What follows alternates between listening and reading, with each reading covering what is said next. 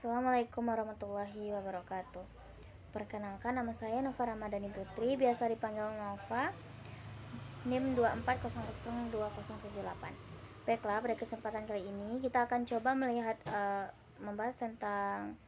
kita coba melihat dari konteks publik internal yang terjadi di dalam organisasi.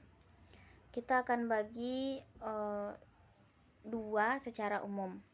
Yang pertama yaitu melihat bagaimana fungsi pesan atau informasi yang berkembang atau yang disampaikan secara terstruktur ataupun tidak di dalam sebuah organisasi, lembaga, perusahaan.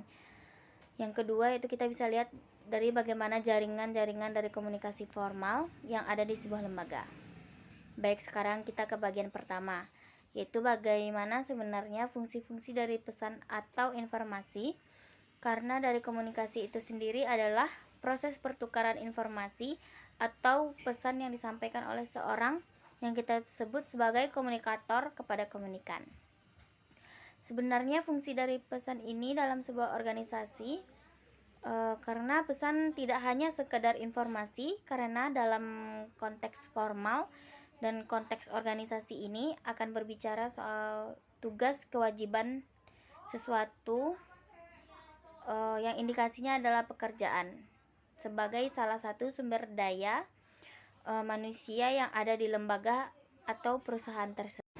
Fungsi utama dari pesan dalam organisasi yaitu ada 4 fungsi. Yang pertama kita ambil dari pendapat Ken and Kay itu bahwa fungsi pesan dalam komunikasi sebuah organisasi atau lembaga itu terkait dengan produksi.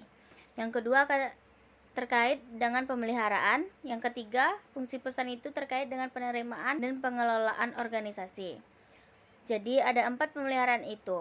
Dari fungsi pesan atau fungsi informasi yang ada di sebuah organisasi, produksi pendapat ada produksi pendapat dari Ken K.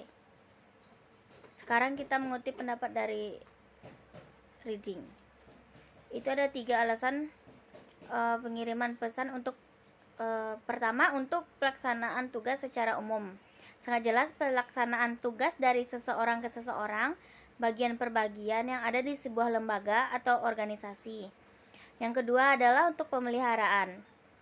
Dan yang ketiga untuk manusia. Itu menurut trading. Bagaimana menurut player? Menurut player, teori itu ada 5. Yang pertama untuk informasi. Yang kedua, informasi disampaikan atau pesan yang disampaikan tujuannya adalah untuk membujuk seseorang atau lembaga. Yang ketiga, dia melihat dari garis perintah bahwa pesan atau message yang disampaikan adalah bermaksud untuk memberikan perintah. Yang keempat, memberikan instruksi. Yang kelima adalah mengintegrasikan organisasi. Biasanya pendapat ini sangat umum dan dia bisa digunakan untuk dipakai oleh siapapun dalam menyepakati atau melihat fungsi pesan dalam setiap organisasi. Ada lagi fungsi pesan atau message dalam proses komunikasi dalam organisasi. Ada satu pendapat lagi, ini pendapat dari Greenbald. Ini menjelaskan 4 fungsi utama dari pesan yang terkirim atau sengaja ataupun yang tidak ada di dalam sebuah perusahaan atau organisasi. Fungsi utama adalah untuk mengatur segala sesuatu termasuk pekerjaan, untuk mengatur perilaku atau pekerjaan dalam sebuah organisasi sehingga mereka bekerja sesuai dengan aturan yang ada. Yang kedua adalah untuk melakukan pembaharuan, bahwa segala pesan terus segala sesuatu yang sifatnya untuk pembaharuan. Ketiga adalah integrasi, bahwa organisasi itu adalah bagian-bagian yang terpisah. Tetapi yang namanya organisasi adalah satu kesatuan yang mungkin secara parsial akan bekerja sendiri. Karena tujuan utamanya adalah tujuan organisasi. Yang keempat adalah memberikan informasi sekaligus instruksi yang jelas. Sangat masuk akal bahwa bagaimana mungkin instruksi atau bagaimana informasi akan bisa ada di sebuah lembaga atau organisasi tanpa pesan. Dari bermacam-macam pendapat itu, ada kecenderungan dari tujuan fungsi dari pesan walaupun dinyatakan dalam istilah yang berbeda. 4 fungsi dari pendapat itu yang kita coba lihat secara umum. Yang pertama adalah pesan tugas. Pesan tugas ini bermaksud dalam pesan-pesan berfungsi itu untuk tugas atau pesan-pesan yang berkenaan dengan pelaksanaan tugas-tugas organisasi oleh anggota organisasi melalui informasi atau menyebarkan pesan yang disampaikan oleh para pengambil kebijakan atau manajemen yang ada di lembaga, kemudian disebarkan dalam bentuk pesan-pesan. Fungsi yang kedua adalah fungsi pesan pemeliharaan. Pemeliharaan tentu saja berkenaan dengan kebijaksanaan atau aturan lain dari organisasi. Pesan ini membantu organisasi untuk tetap hidup kekal dalam jangka waktu yang lebih panjang. Pesan pemeliharaan ini berhubungan dengan pencapaian dari output. Jadi bagaimana informasi atau bagaimana pesan yang berkembang itu diharapkan mampu menjaga ritme proses komunikasi yang terjadi antara manusia-manusia atau SDM-SDM yang ada di sebuah lembaga. Nah, melalui pesan itulah terpelihara sebuah hubungan itu, sehingga mereka mengerjakan tugas demi tugas sesuai dengan bagian-bagian, sesuai dengan jobnya sendiri-sendiri. Fungsi ketiga ada kaitannya dengan fungsi kemanusiaan, karena yang mengerjakan adalah manusia dan nilai-nilai humanis di dalamnya.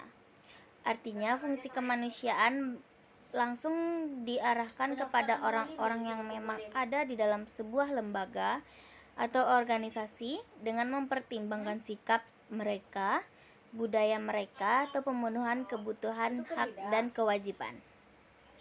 Artinya, yang membuat sebuah lembaga hidup dan yang membuat sebuah lembaga bertahan kita adalah kinerja dari orang-orang atau dari manusia-manusia yang ada di dalamnya. Yang keempat adalah pesan pembaharuan. Ini menjadikan organisasi akhirnya dapat menyesuaikan diri dengan berbagai pembaharuan, dengan berbagai perubahan-perubahan yang terjadi di dalam lingkungan. Jadi melalui pesan inilah ternyata fungsi yang paling kuat bagi sebuah organisasi.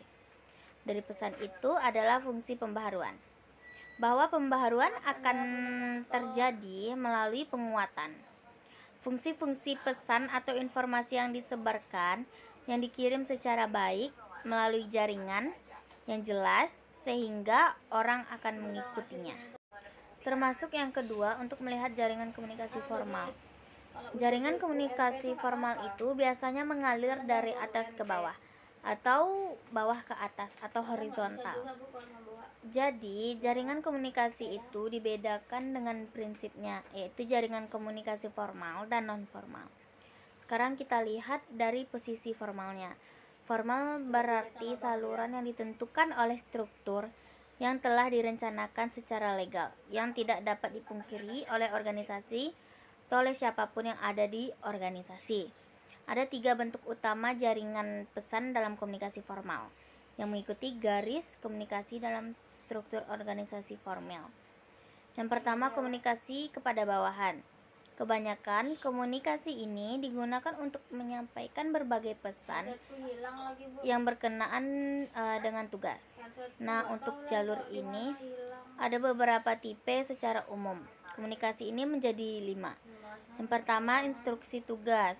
Yang kedua adalah rasional pekerjaan.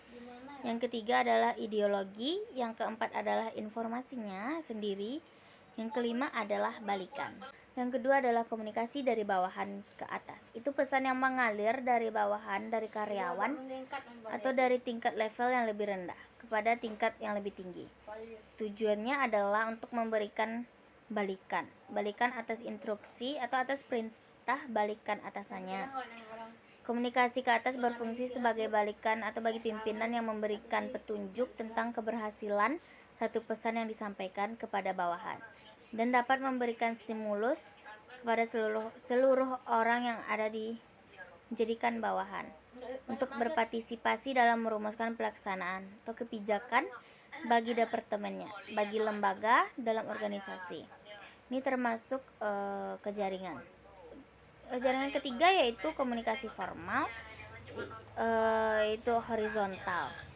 Horizontal berarti satu level pesan di antara orang yang tingkat otoritasnya di dalam organisasi itu relatif sama, karyawan dengan karyawan, pimpinan dengan pimpinan, bagian dengan bagian yang ada diagonal.